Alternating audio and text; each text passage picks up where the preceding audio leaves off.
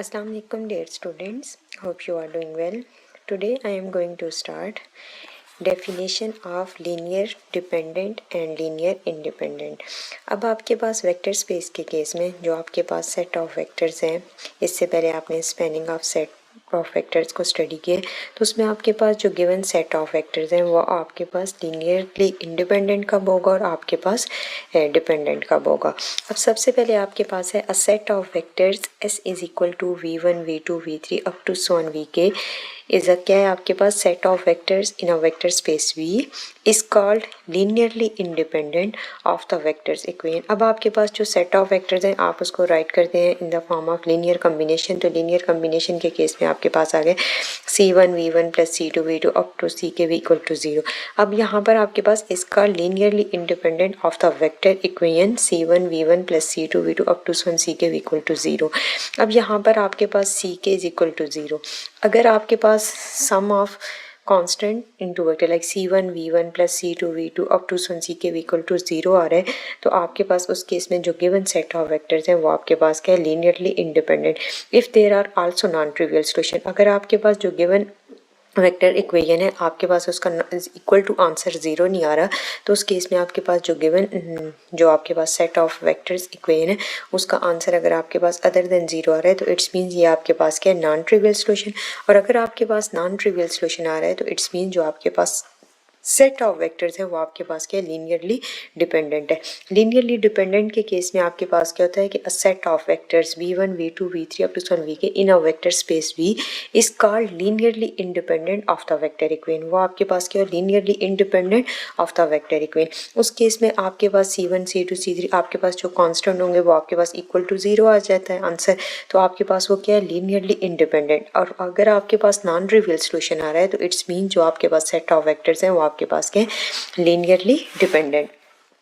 Test for linear independent and linearly independence like आपके पास जो टेस्ट आपके पास क्या है कि लीनियरली इंडिपेंडेंस और आपके पास dependence. Let set of vectors V1 V2 V3 up to Vk be a set of vectors in a vector space S to determine whether S is linearly independent perform the following step. अब आपके पास जो set of vectors है वो आपके पास linearly independent कब होगा from the vector equation C1 V1 plus C2 V2 plus up to some plus Ck equal to 0. Write the homogeneous system of linear equation in a variable C1 plus C2 plus C3 plus up to Ck। अब आपके पास जो given vector equation है उसको आपके पास homogeneous system of linear equation in a variable और आपके पास वेरिएबल के अकॉर्डिंग और C1 C2 आपके पास क्या आ जाते हैं constant. Using Gauss elimination method to determine whether the system has unique solution. अगर आपके पास इस केस में सिस्टम ऑफ इक्वेशन गिवन होगी सिस्टम ऑफ इक्वेशन के केस में आपके पास जो गिवन सिस्टम है वो होमोजेनियस है तो आपके पास उस केस में गिवन जो सिस्टम है उसके सॉल्यूशंस को फाइंड करने के लिए आप जो मेथड अप्लाई करेंगे वो आपके पास क्या है Gauss elimination method. If the system has only one solution. अगर आपके पास जो गिवन सिस्टम आ रहा है उसका आपके पास क्या रहा है कि if the system has only trivial solution आ रहा है तो इट्स मीन जो आपके पास कांस्टेंट की वैल्यूज़ आपने कैलकुलेट की कांस्टेंट लाइक वेरिएबल्स। इस केस में आप ये कह सकते हैं कि C1 C2 C3 up to Ck। तो आपके पास जो गिवन सिस्टम है वो आपके पास 3/3 का भी हो सकता है 4/4 का भी हो सकता है 5/5 का भी लाइक सिस्टम जो आपके पास 5/5 का भी हो सकता है। 5 मीन्स कि आपके पास उस केस में 5 वेरिएबल यूज़ होंगे। अगर आप गिवन जो सिस्टम है उसके ऊपर आप रो ऑपरेशन अप्लाई करते हैं तो उस केस में जो आपके पास मैट्रिसेस आएगी वो आपके पास 3/3 4/4 5/5। अब यहाँ पर आप जो मेथड अप्लाई करें वो आपके पास क्या अप्लाई करें गॉस एलिमिनेशन मेथड अप्लाई करें।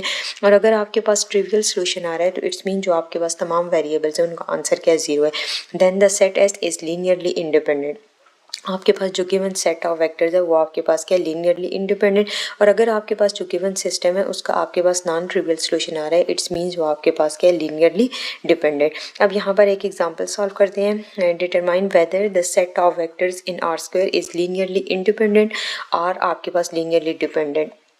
अब सबसे पहले सेट ऑफ वेक्टर्स गिवन है इसमें V1 जो वेक्टर है वो आपके पास क्या है 1, 2 और जो V2 वेक्टर गिवन है 2 और 4 है। सबसे पहले जो गिवन सेट ऑफ वेक्टर्स है उसको आप लिखेंगे in the form of C1 V1 plus C2 V2 equal to 0। जो गिवन सेट ऑफ वेक्टर्स है इसको आपने राइट किया इन द लीनियर कॉम्बिनेशन और equal to 0 like homogeneous system of equation की फॉर्म है।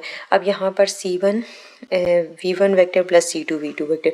अब यहाँ पर C1 कांस्टेंट, C1 को मल्टीप्लाई करें तो आपके पास आ जाता है C1 प्लस 2C2 कामा 2C2 आ गया आपके पास, और यहाँ पर प्लस 4C2, ठीक है, इक्वल टू 0। अब सबसे पहले आपके पास यहाँ पर एक चीज़ हमेशा याद रखनी है, यह आपके पास क्या है C1 प्लस C2। अब देखें C1 प्लस 2C2, फिर आपके पास 2C1 प्लस 4C2। तो आपने यहाँ पर इस इक्वेशन को अगर आपने यहाँ पर किया हुआ है, दो इक्वेशंस आपके पास आ गई हैं, C1 plus 2C2 equal to 0, फिर 2C1 plus 4C2 equal to 0।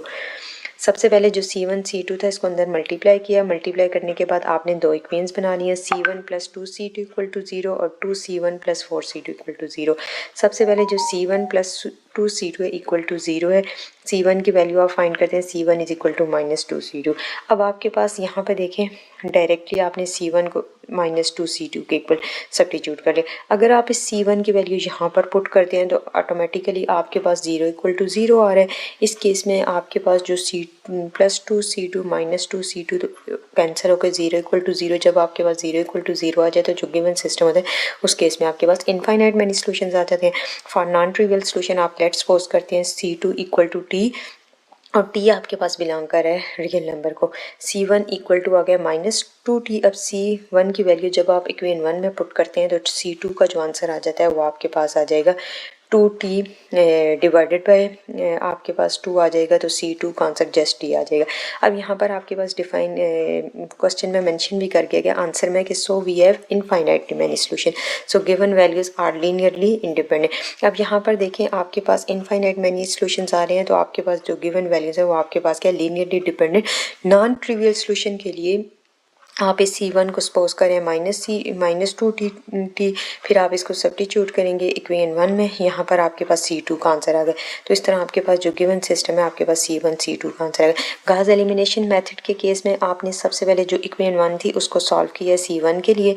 अब C1 आपके पास क्या आ जाती है, देखें C1 plus 2C2 equal to 0, ये आपके पास 2C1 यहाँ से 2 को कॉमन लें, अगेन आपके पास C1 प्लस 2, ये दोनों इक्वेशन। अब देखें जो आपके पास फर्स्ट इक्वेशन और सेकेंड इक्वेशन है दोनों सेम आ गए, दोनों को अगर आप ऐड भी करते हैं सब्ट्रैक्ट करते हैं तो आपके पास 0 इक्वल टू 0 आ जाता है।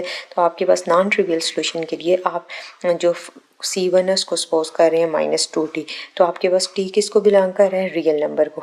तो आपके पास इस केस में जो गिवन सिस्टम है वो आपके पास क्या है, सिस्टम का जो आंसर है वो आपके पास क्या है, इनफाइनाइट मैनी सॉल्यूशन, और जो गिवन सिस्टम है वो आपके पास क्या है, कॉन्सिस्टेंट है, और आपके पास जो वैल्यूज आई हैं वो आपके पास क्या है, लीनियरली डिपेंडेंट। नेक्स्ट है आपके पास सेट ऑफ वेक्टर्स गिवन है, और जो गिवन सेट ऑफ वेक्टर्स हैं ये आपके पास गिवन है इन 3 डायमेंशनल स्पेस में।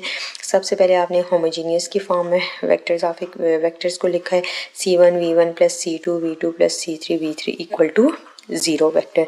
अब यहाँ पर आपके पास सबसे पहले आपने क्या किया है, सबसे पहले आपने ये जो सिस्टम ऑफ इक्वेशन है यहाँ पर 3 सेट ऑफ वेक्टर्स हैं, तो आपके पास 3 वेरिएबल्स आ गए हैं C1 C2 C3, तो आप इसको मैट्रिक्स की फॉर्म में कन्वर्ट करके सॉल्व कर सकते हैं। यहाँ पर आपने इसको जब कन्वर्ट किया ऑगमेंटेड मैट्रिक्स की फॉर्म में, तो जो आपके पास कांस्टेंट कॉलम मैट्रिक्स आ गया वो आपके पास क्या आ गया, 0 वेक्टर। तो इट्स मीन जो गिवन आपके पास सिस्टम आ गया है सिस्टम ऑफ इक्वेशन वो आपके पास क्या होमोजीनियस ऑगमेंटेड मैट्रिक्स की फॉर्म में लिखा। अब एक चीज़ देखनी है आपके पास, यहाँ पर देखें आपके पास C1 फिर आपके पास 2C1, इस तरीके से ये आपके पास फर्स्ट इक्वेशन आ गया C1 minus C1 C2 C3। सबसे पहले आपके पास आ गया C1। अब यहाँ पर आपने इक्वेशंस को कंबाइन कैसे किए, C1 यहाँ पर C2 0 है तो उसको आप स्किप कर देंगे, माइनस 2C3 कामा, फिर आपके पास 2C1 प्लस C2 और यहाँ पर C3 0 है। फिर नेक्स्ट में आपके पास 3C1 और 2C2 प्लस C3, तो फिर कन्वर्ट किया इन सिस्टम ऑफ इक्वेशन को इन मैट्रिक्स फॉर्म में, और आपके पास आंसर आ गया। अब सबसे पहले एगमेंटेड मैट्रिक्स के फॉर्म में कन्वर्ट किए, तो आपके पास फर्स्ट कोफिशिएंट आपके पास क्या है 1, और यहाँ पर आपके पास C3 का कोफिशिएंट है -2, और यहाँ पर C नहीं है सॉरी 0 है। फिर आपके पास 2 1 0 सेकेंड इक्वेशन, थर्ड में आपके पास 3 2 1, ये आपके पास कांस्टेंट होंगे। सबसे पहले आपने इस 2 और इस 3 को ज़ीरो बनाने के लिए आपके पास ये फर्स्ट कॉलम की एंट्रीज को ज़ीरो बनाने के लिए आप फर्स्ट रो को यूज़ करेंगे। इस 2 को सेकंड रो में ज़ीरो करने के लिए तो आप क्या करेंगे, R2 माइनस 2R1, और इस 3 को ज़ीरो बनाने के लिए R3 माइनस 3R1। तो यहाँ पर आपके पास ये दोनों एंट्री ज़ीरो आ गई हैं। अब आप इस 2 को ज़ीरो बनाने के लिए, ये सेकंड कॉलम है तो सेकंड कॉलम की एंट्री को ज़ीरो बनाने के लिए आप सेकंड रो को यूज़ करेंगे। ये 2 है तो इस 2 को ज़ीरो बनाने के लिए R3 माइनस 2R2, तो यहाँ पर ये ज़ीरो आ गए। अब सबसे पहले आपके पास जो आंसर आएगा लास्ट से देखें, -C3 equal to zero, this implies that. अब आपके पास जो गिवन अगमेंटेड मैट्रिक्स है ये आपके पास कन्वर्ट हो गए अपर ट्रायंगुलर मैट्रिक्स के फॉर्म में। -C3 equal to zero, this implies that C3 equal to zero. C2 plus 4C3 equal to zero, again आपके पास C2 इक्वल टू ज़ीरो। अगर यहाँ से C1 माइनस 2C3 तो C3 already equal to zero है, तो C1 का भी आंसर क्या आ जाएगा, ज़ीरो। इस केस में जो गिवन सिस्टम वेक्टर्स का आपके पास है वो आपके पास होमोजीनियस सिस्टम है, और आपके पास जो सॉल्यूशंस आएंगे वो आपके पास क्या आएंगे, ट्रिवियल सॉल्यूशन आएंगे। जो आपके पास सेट ऑफ वेक्टर्स है वो आपके पास क्या है, लीनियरली इंडिपेंडेंट। जो इससे ऊपर आपने एग्जांपल सॉल्व किया उस केस में डिपेंडेंट क्यों था कि आपके पास उस केस में इनफाइनाइट मैनी सॉल्यूशंस आ रहे थे। आपने सपोज किया सम कांस्टेंट, सम वेरिएबल टी, और टी आपके पास क्या बिलोंग करता है, रियल नंबर्स को। उस केस में जो आपके पास वैल्यूज थी सेट ऑफ वेक्टर्स वो लीनियरली डिपेंडेंट थे, और यहाँ पर आपके पास ट्रिवियल सॉल्यूशंस आए हैं, C1 C2 C3 की वैल्यू ज़ीरो आ गई, तो आपके पास क्या लीनियरली इंडिपेंडेंट। नेक्स्ट है आपके पास set of vectors P2 is linearly independent और लीनियरली डिपेंडेंट। अब यहाँ पर आपके पास सेट ऑफ वेक्टर्स, ये वेक्टर 1 गिवन है, 1 + x माइनस 2x, ये सेकंड डिग्री पोलिनोमियल है। फिर आपके पास वेक्टर 2 भी गिवन है, उसमें भी आपके पास 2 + 5x माइनस x², ये भी आपके पास सेकंड डिग्री पोलिनोमियल है। और थर्ड केस में भी आपके पास क्या है, सेकेंड डिग्री पोलिनोमियल है। क्वेश्चन में भी गिवन है कि आपके पास the set of vectors in P2, it's means आपके पास सेकेंड डिग्री पोलिनोमियल के अकॉर्डिंग गिवन है। सेम आप इसको सबसे पहले कंपेयर करेंगे करस्पॉन्डिंग एलिमेंट से। पहले यहाँ पर V1 V2 V3 वेक्टर्स की वैल्यूज पुट करेंगे। अच्छा, एक चीज़ हमेशा याद रखनी है, यहाँ पर ये C1 है ना, ये C1, ये C2, ये C3 कांस्टेंट के अकॉर्डिंग, ये आपके पास C1, लाइक ये आपके पास C1, फिर यहाँ पर आपके पास देखें 2C2, यहाँ पर आपके पास ये C3 equal to 0 + 0x + 0x²। तो इट्स मीन्स कि यहाँ पर जो कांस्टेंट है आपके पास, अगेन जो सिस्टम ऑफ इक्वेशन आएगा वो आपके पास क्या आएगा, होमोजीनियस आएगा। अब सबसे पहले C1 के अकॉर्डिंग देखें तो आपके पास आ जाता है C1 + 2C2 + 0 यहाँ पर फर्स्ट जो वेरिएबल, जब आप इक्वेशंस को कंपेयर करते हैं ना करस्पॉन्डिंग एलिमेंट के अकॉर्डिंग, यहाँ पर देखें ये तीनों के साथ आपने C1 को मल्टीप्लाई किया, फिर तीनों के साथ C2 को, तो वेक्टर्स की तमाम वैल्यूज़ के साथ C3 को मल्टीप्लाई किया, फिर फर्स्ट किसके लिए है, C1 के लिए, सेकंड C2 के लिए था। अब देखिए C1 यहाँ पर आपने जस्ट मल्टीप्लाई किया, उसके बाद इसको कंबाइन कैसे किया, C1 + 2C2 + 0 × C3। फिर आपके पास C1 x की तमाम वैल्यूज़ को एक साथ कर दिया, x की पावर 0 वालों को एक साथ कर दिया, और x² की वैल्यूज़ को एक साथ कर दिया। फिर एलिमेंट को कंपेयर कर दिया करस्पॉन्डिंग एलिमेंट, फिर उसके बाद कन्वर्ट कर दिया इन the form of augmented matrix. Again आपने इस 1 और -2 को ज़ीरो बनाने के लिए, फर्स्ट कॉलम की एंट्रीज़ को ज़ीरो बनाने के लिए फर्स्ट रो को यूज़ करेंगे। जैसे ही आपने फर्स्ट रो को यूज़ किया तो आपने यहाँ पर किया R2 - R1, और इस -2 को ज़ीरो बनाने के लिए आपने R3 + 2R2, तो यहाँ पर ये दोनों एंट्री ज़ीरो होगी। अब जस्ट इस 3 को ज़ीरो बनाने के लिए, या आपके पास सेकंड कॉलम की एंट्रीज को ज़ीरो बनाने के लिए आप सेकंड रो को यूज़ करेंगे, तो R3 - R2। अगेन आपके पास यहाँ पर क्या आ जाएगा, इनफाइनाइट मैनी सॉल्यूशंस आएंगे, तो आपके पास like 0 × C3 equal to 0 0 equal to 0। इस केस में जो गिवन सिस्टम है वो आपके पास क्या है, इनफाइनाइट मैनी सॉल्यूशंस आ रहे हैं आपके पास। तो आप सबसे पहले C3 को सपोज करेंगे इक्वल टू T -C3। अब यहाँ पर सबसे पहले C1 + 2C2 इक्वल टू 0, फिर 3C2 + C3, तो late C3 equal to -C2, तो C2 को आपने सपोज कर लिया T आपके पास बिलोंग कर रहा है रियल नंबर को, तो आपने C3 की वैल्यू -3T आ गई, फिर C3 की वैल्यू को आपने सब्स्टिट्यूट किया अगेन इक्वेशन 2 में, फिर उसके बाद C2 का रिस्पॉन्स आएगा, तो C2 की वैल्यू को अगेन सब्स्टिट्यूट करेंगे तो C1 का आंसर आ गया।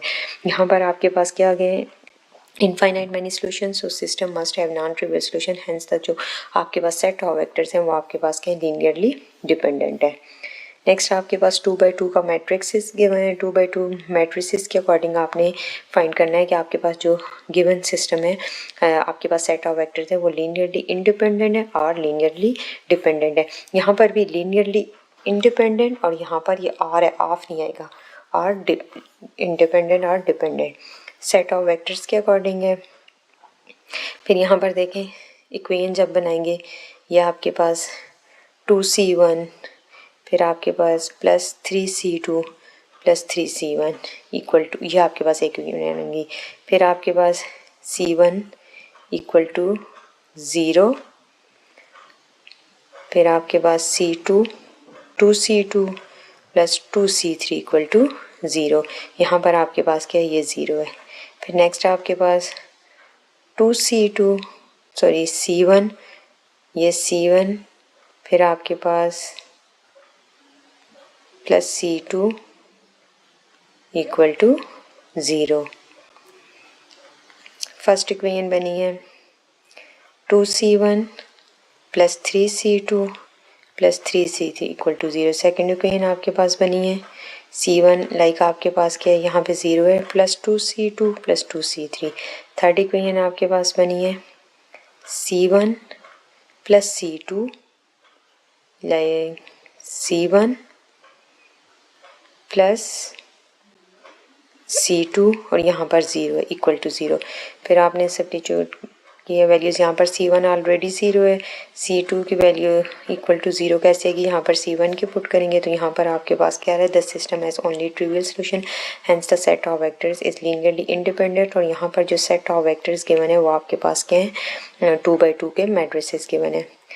थ्योरम में आपके पास अब प्रॉपर्टी ऑफ लीनियरली डिपेंडेंट, इस केस में आपके पास क्या set of vectors v1 v2 v3 up to vk for given k is greater than or equal to 2। यहाँ पर सेकंड डिग्री पॉलिनोमियल के लिए गिवन है is linearly dependent if and only if at least one of the above vector vj can be written as a linear combination of other vectors in S। अब आपके पास यहाँ पर ये example है जो आपने अबव ऊपर सॉल्व की है।